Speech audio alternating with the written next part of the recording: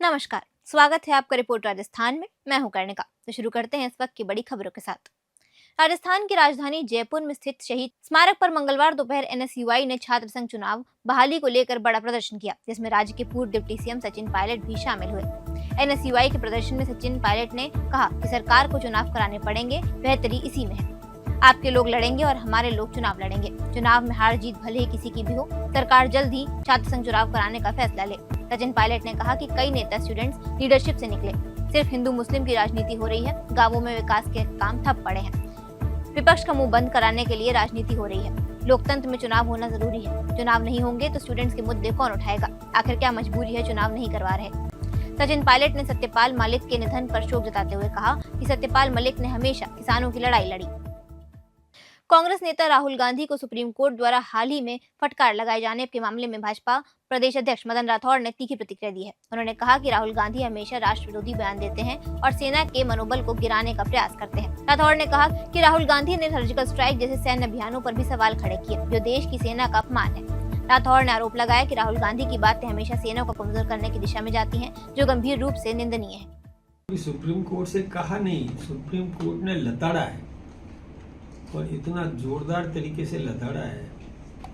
वो हमेशा ही राष्ट्र विरोधी बयान देते जाते हैं, हमारी सेना पर सवाल कर लेते हैं। पहले पाकिस्तान को सबक सिखाने के लिए हमारी सेना ने एक सर्जिकल स्ट्राइक किया था, तो ये राहुल गांधी जी और इनकी पूरी टीम ये पूछने लग गई कहाँ किया, कौन मरा, कितना,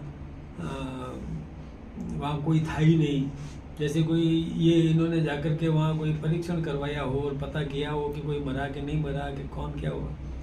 इन्हें सेना पर सवाल करना और उसका खामियाजा इन्होंने भुगत लिया कि ये सत्ता से बाहर हो गए।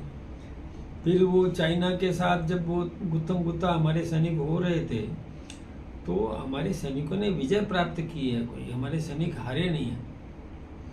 फिर भी आरोप अनर्गल लगा दिया कि 2000 स्क्वायर किलोमीटर जमीन चाइना ने हड़प ली। अरे भाई, कुछ पता करो, इतिहास पढ़ा करो।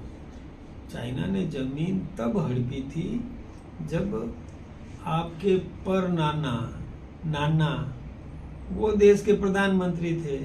तब तो हिंदी चीनी भाई भाई के नारे लगा रहे थे।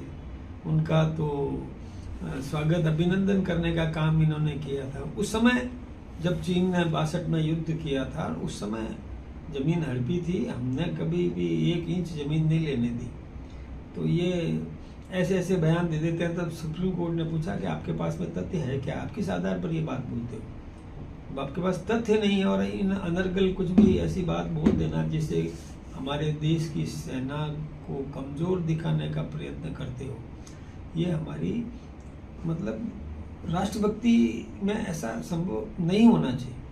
भाई, राष्ट्रभक्त नागरिक अपने परिवार की समृद्धि की बात करेगा, हमारी सेना की ताकत की बात करेगा।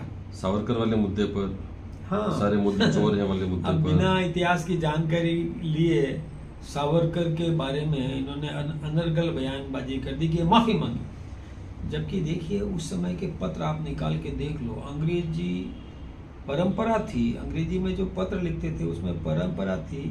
हम लोगों ने भी पढ़ाई की है, तो लास्ट में लिखते थे